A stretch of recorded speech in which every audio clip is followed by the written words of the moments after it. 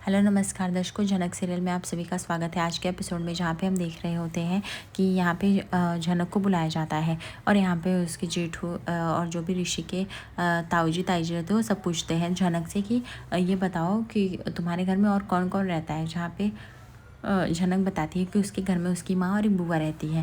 तभी बोलती है अच्छा एक बुआ रहती है और ये बताओ कि तुमको ऋषि कहाँ मिला। वैसे ऋषि तो बहुत गुस्से वाला है, वो तो इतना किसी से बात नहीं करता, फिर कैसे उसने तुमको ऐसे तुम्हें मिली और बोल दिया कि घर कोलकाता लेके चलता है, तुमने बोला। तभी यहाँ पे झनक बोलती नहीं मैं नहीं बोला, रही काम की ज़रूरत पड़ती है ना। तभी यहाँ पे उस जेठू जी पूछते हैं कि अच्छा ये बताओ तुम अपनी माँ की अकेले बच्चे, तुम्हारे भाई बहन कोई। तभी जनक बोलती नहीं नहीं मेरे कोई भाई बहन नहीं। बोलते तुमको इतने बड़े शहर में कैसे भेज दिया उन्होंने।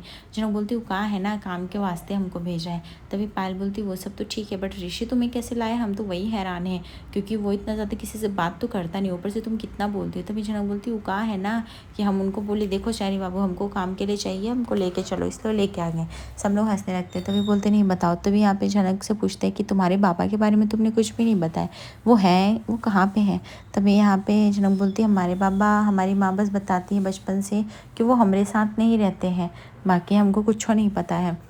तभी यहाँ पे इंदुमती बोलती है ठीक है, लेकिन फिर उसके बाद तुमने ऋषि के तुमको कहाँ पे मिला। बोलती है हमारे गांव में बहुत बड़ा मेला लगता है, तो उसके बाद उस मेले में हम मिले और मैंने उन शहरी बाबू से कहा मुझे काम की ज़रूरत है इसलिए वो लेके आए हमको।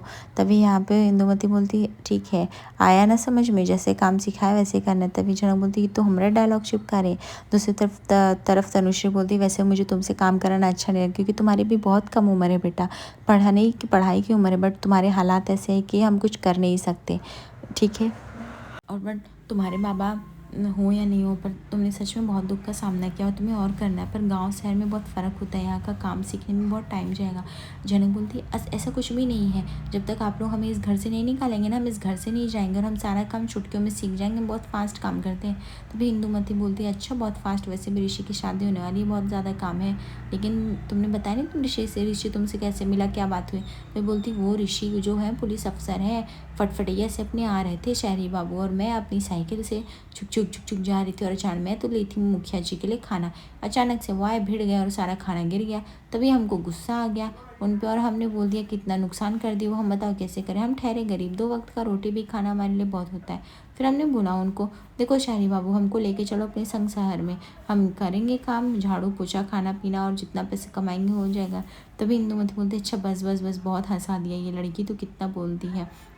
तनुश्री बोलती बेटा तुम बहुत अच्छी हो मन की, हम लोग का तो जैसे मन सा ही हल्का सा कर देती हूँ एकदम से।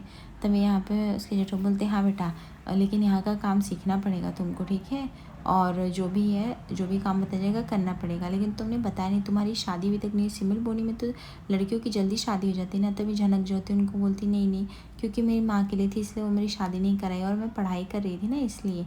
तभी वहाँ पे ऋषि आ जाता है, ऋषि को डर लगता है कहीं झनक पूरी सच्चाई ना उगल दे, इसलिए ऋषि बोलता है यहाँ पे क्या चल रहा है। तभी यहाँ पे इसके घर वाले बोलते तुम तो कुछ बताओगे नहीं, झनक का इंट्रोडक्शन ले रहे थे हम लोग। ऋषि बोलता है माँ प्लीज़ मैं जा रहा हूँ बाहर। तब इसकी माँ बोलती बेटा खाना खा ले। ऋषि बोलता है मैं शाम को खाऊंगा माँ, अभी मेरे पास टाइम नहीं, और प्लीज़ फालतू का बकवास बंद हो गया तो इसको काम सिखाओ, इसको काम में तो सीखने में टाइम जाएगा, कैसे क्या करना है क्या नहीं, ये कह के वो चला जाता है। तभी यहाँ पे इंदुमती बोलती है ये ऋषि भी ना, अच्छा बेटा ऋषि की बातों का बुरा मत मानना है, ठीक है, वो थोड़ा सा ऐसे बोलता है लेकिन उसका मन साफ है।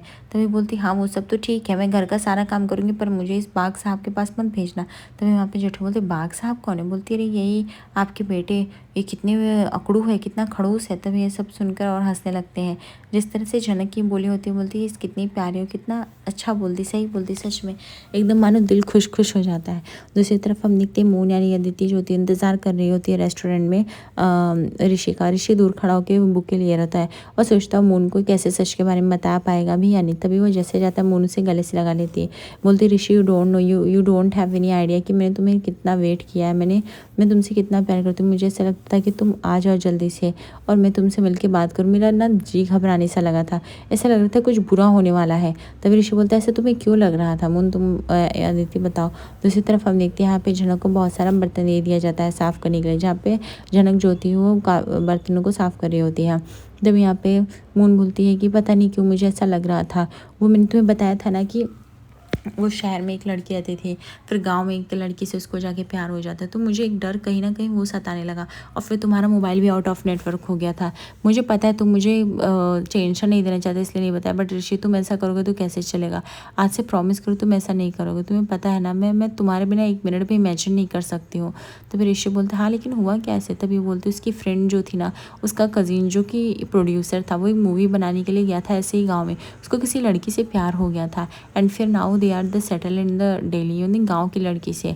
समझ रहे हो ऋषि, इसलिए मुझे कहीं ना कहीं वो डर लग रहा था। दूसरी तरफ यहाँ पे इंदुमती और तनुश्री नाश्ते की तैयारी, खाने की तैयारी कर रहे थे, जहाँ पे ऋषि के पिताजी आते बोलते चलो वैसे आप लोग का 2 टेंशन ख़त्म हो जाएगा। मैंने सुना है कि ऋषि ने कोई मेड लेके आया है गाँव से। तभी वो लोग बोलते हाँ हाँ। बोलते हैं चलो वैसे दूसरी एक खुशखबरी और भी देना चाहूँगा मैं। वो एक कुक था ना जो पहले नहीं आना चाहता था, मैंने बात की थी, तो अभी मैंने बात की है, वो कुछ दिनों में इधर आ जाएगा। तभी इंदुमती बोलती चलो बढ़िया है, एक साथ दोनों काम हो जाएंगे। लेकिन इस बात का जो है जेठू जी विरोध करने लगते हैं, बोलते हैं अरे ऑलरेडी एक मेड है, फिर एक खाने वाले को रखे में क्या ज़रूरत है। तभी यहाँ पे तनुषा बोलती नहीं जी नहीं दादा ज़रूरत तो है, कोई रहेगा घर में तो अच्छा रहेगा, इतना बड़े घर की रिस्पॉन्सिबिलिटी सही रहेगी ना करने के लिए। तभी यहाँ पे और बताती है इंदुमती की वैसे भी हमारे घर में पहले से प्रॉब्लम होती, कौन अपना काम कॉम्प्रोमाइज़ करके करेगा। अदिति भी अपने जॉब पे जाएगी, पायल भी जॉब पे जाती है, और मेरे से भी ज़्यादा काम होता नहीं। तनुश्री में कितना ही करेंगे, कोई रहेगा तुम गाइड करके करा तो सकते हैं। तभी तनुश्री बोलती वैसे अगर देखा जाए तो झनक गाँव की लड़की है, उसको काम समझने में टाइम तो जाएगा ना, तब से तो हमें कुक तो अच्छा चाहिए ही रहेगा। तनुश्री बोलती हाँ दीदी वैसे तो मुझे वो काफ़ी अच्छी लगती है बच्ची। तब यहाँ पे पायल आ जाती है, बोलती क्या चल रहा है यहाँ पे। झनक जो होती है वो बर्तन साफ़ करते करते उसको नींद आने लगती है और वो सो जाती क्योंकि बहुत गहरी नींद में थी। तभी यहाँ पे तनुश्री को खाना लगाने के लिए बोला जाता है। तनुश्री जैसे आती झनक को ढूंढते हुए देखती है झनक सो गई है, और फिर वो झनक को उठाने लगती है। झनक की अचानक से आँख खुलती है और झनक पूरी तरह से डर जाती है। तभी यहाँ पे तनुश्री बोलती बेटा डरो मत, तुम एक काम करो खाना खा के सो जाओ, थक गई हो।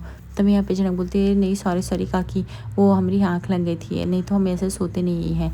तभी प्लीज़ काकी मुझे माफ़ कर दो। तनुश्री जो होती है इस बात का मजाक उड़ाने के लिए वो हंसने लगती है, और फिर वो उसको लेके आती है हॉल में और बोलती है कि चलो तुमको दीदी ने बुलाया, वही सज़ा देंगी तुमको। दीदी ये काम करने के बहाने गई थी और वहाँ पे अपना बर्तन का पोछा लेके सो गई थी, इसको सजा दो। तब यहाँ पे जनक बोलती हूँ कहाँ है ना हमारी नींद लगे, हम बोल रहे हैं ना हम काम फटाफट कर देंगे, हमको कुछ आइडिया नहीं हुआ, हमें पता नहीं चला, वरना हम इसे सोते नहीं। तभी यहाँ पे तनुषा बोलती है सज़ा तो देना पड़ेगा, और सज़ा ये है कि तुमको जाके सबके लिए खाना परोसना पड़ेगा, वो भी अभी। जनक बोलती है क्या ये सज़ा है। इंदुमती बोलती हाँ यही सजा है, तुमको खाना परोसना पड़ेगा। तभी इंदुमती बोलते वाह चौचक, बहुत मज़ा आ गया ऐसी सजा सुन के, वैसे हम नेक्स्ट टाइम से सब करेंगे नहीं। पायल बोलती है कि हाँ लेकिन उसके लिए फटाफट खाना तो सब करना पड़ेगा ना। तभी यहाँ पे ऋषि पापा बोलते हैं ये हमेशा से बोलती है क्या, आया ना समझ चौचक, चलो बढ़िया है, हंसने लगते हैं। दूसरी तरफ हम देखते हैं झनक जो होती है वो भगवान से प्रार्थना कर रही होती है कि उसकी झनक जहाँ भी हो वो ठीक हो। और वो याद कर रही थी कि उसकी झनक की शादी कितने ज़बरदस्ती और से हुई थी, पता नहीं उसे मिल पाएगी कि नहीं। तभी यहाँ पे रानी जो फूल जो होती है दौड़ के आती है और बोलती है तुझे पता भी अपना प्रकाश आया हुआ है, नूतन तो मिलेगी। तभी यहाँ पे नूतन की आंखों में आंसू भर जाते हैं क्योंकि उसको भी उसने अपने बेटे जैसा प्यार किया है। तभी वो प्रशांत से मिलती, बोलती है हाँ प्रशांत बोलो। फिर प्रशांत बोलता है नूतन मौसी तुम कैसी हो। नूतन बोलती है अरे मैं ठीक हूँ, तुम बताओ कैसे हो, इतने सालों के बाद तुम्हारा आना हुआ, तुमको पराशर की कोई खबर मिली कि नहीं मिली। बोलता है हाँ खबर तो है, लेकिन मैंने सुना क्या हुआ झनक के साथ। तभी यहाँ पे नूतन बोलती क्या बताओ बेटा, इन गांव वालों ने झनक की शादी ज़ोर ज़बरदस्ती से कर दी, मेरे लाख मना करने पे भी मेरी बात किसी ने नहीं सुनी और ज़ोर ज़बरदस्ती से उसकी शादी करा दी। पराशर अगर होते तो ये ऐसा कभी नहीं होने देते, लेकिन वो कभी नहीं थी। क्या तुम्हें पता है पराशर कहाँ है।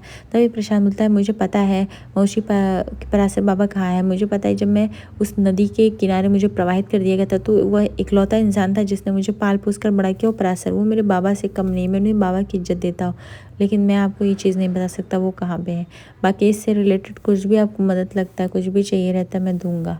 तभी यहाँ पे जनक बोलती ठीक है बेटा चलेगा, बस तुम अपना ख्याल रखो, बाकी मुझे कुछ नहीं चाहिए। दूसरी तरफ हम देखते हैं कि यहाँ पे ईशानी जो होती है वो कॉल करती है जनक को और वो बोलती है कि और जनक तुम कैसे। जनक बोलती तुम कैसे। ईशानी बोलती कुछ नहीं, बस लाइफ में प्रॉब्लम्स चल रही हैं। मेरा छोड़ो अपना बताओ। तभी जनक बोलती मैं तो गांव में ही रहती सिमलपुनी में, और मेरा भी कुछ भी ठीक नहीं चल रहा है, मेरी भी बेटी की शादी हो गई है ना ज़ोर ज़बरदस्ती से, मैं क्या ही बताऊँ। तभी यहाँ पे ईशानी बोलती है बहुत दिन हो गए जनक बात किया, मुझे लगा तुमसे बात कर लो। तभी जनक बोलती है मुझे जनक नाम से कोई भी नहीं जानता, मेरा नाम नूतन है, मुझे नूतन नाम से बुलाओ। तभी यहाँ पे ईशानी बोलती पर तुम मेरे लिए हमेशा से झनक रही हो, मैं तुम्हें नूतन नाम से कैसे बुला दूँ। तभी नूतन बोलती है झनक अब मेरी बेटी का नाम है, मेरा नाम नहीं रहा, इससे नाम से बहुत अस्तित्व जुड़े हैं, बहुत पास्ट जुड़े हैं, मैं इस नाम के साथ कितना रह सकती थी, इसलिए मैंने नाम हटा दिया। ईशानी बोलती अच्छा ठीक है झनक तुम्हें पता है कहीं मुझे जॉब मिल सकती है, मतलब जहाँ तुम रहती हो वहाँ पर आजू बाजू कुछ करके। तभी झनक बोलती नहीं यहाँ पर नहीं हो पाएगा, तुम शहर में रही हो तो हमेशा शहर में ही रहो, क्योंकि यहाँ पे तुमको समझेगा नहीं मुझे क्या करना है क्या नहीं, बैग वगैरह का कुछ भी, तो तुम बेहतर रहेगा वहीं पे रहो। तभी ईशानी बोलती मेरा दम घुटता है, मैं कैसे बताऊँ, मेरी ज़िंदगी उथल पुथल हो गई, मेरी भी शादी हो गई, पर जो मेरे पति उम्र में काफ़ी बड़े हैं, उनके तो बच्चे हैं, उनकी आया बनने के लिए उन्होंने मेरे से शादी की थी रिस्पॉन्सिबिलिटी उठाने के लिए। लेकिन फिर बीच में सब मैंने सोचा कि एक बार आ जाते फिर मैं सामने से बात करूँगी, फिर मैंने 9-15 तक बोला, 9-15-20 तक, लेकिन उसके बाद फिर वो नहीं आए। तभी ईशानी बोलती मैं क्या ही करूँ झनक, मेरे लाइफ में कुछ खुश रहने जैसा बचा ही नहीं है। तभी यहाँ पे झनक बोलती है, ये सुनकर ईशानी बहुत दुख हुआ कि हमारी और तुम्हारी लाइफ जो थी एक मोड़ पे आ गई। ईशानी बोलती है हाँ झनक मेरी तो कुछ ज़्यादा है, मेरी माँ ही नहीं प्यार करती, परिवार में सब लोग ब्लेम करने लगे, पापा के डेथ के बाद अभी मेरा कोई भी अपना नहीं रहा, मैं तुम्हें बता नहीं सकती कि मैं किन चीज़ों से घिरी हुई थी और फिर तुम मुझे मिली हो। दूसरी तरफ यहाँ पे जनक जो थी ईशानी को समझाती है कि भगवान के घर देर है पर अंधेरे से कुछ ठीक हो जाएगा, इतना मत सोचो।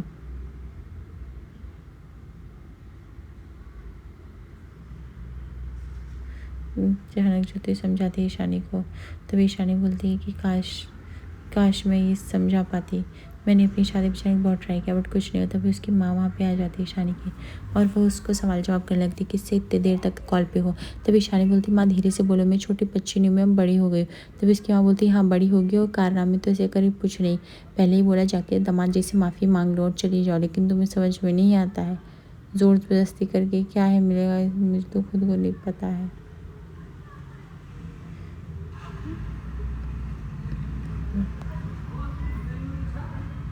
ईशानी की माँ उससे इतना नफरत करने लगती है, ईशानी को आंखों में आंसू रहते। ईशानी बोलती बस करो माँ, अब मुझसे कितना नफरत करोगे, आपके 3 बच्चे हैं जिसमें से क्यूएस पढ़ता है वो कभी हालचाल नहीं लेता, और रही बात अद्रिता की तो कभी महीने में 2-4 साड़ी भेजती हो गया, आपके पास रहता है, शुरू से जो अंत तक था वो सिर्फ मैं ही थी, इसके अलावा कोई भी नहीं है। तभी यहाँ पे जनक को सारी आवाज़ें आ रही होती है उसकी माँ की, लेकिन जनक को जो स्टॉप नहीं करती है। तो यहाँ पे उसकी माँ बोल गई कि थी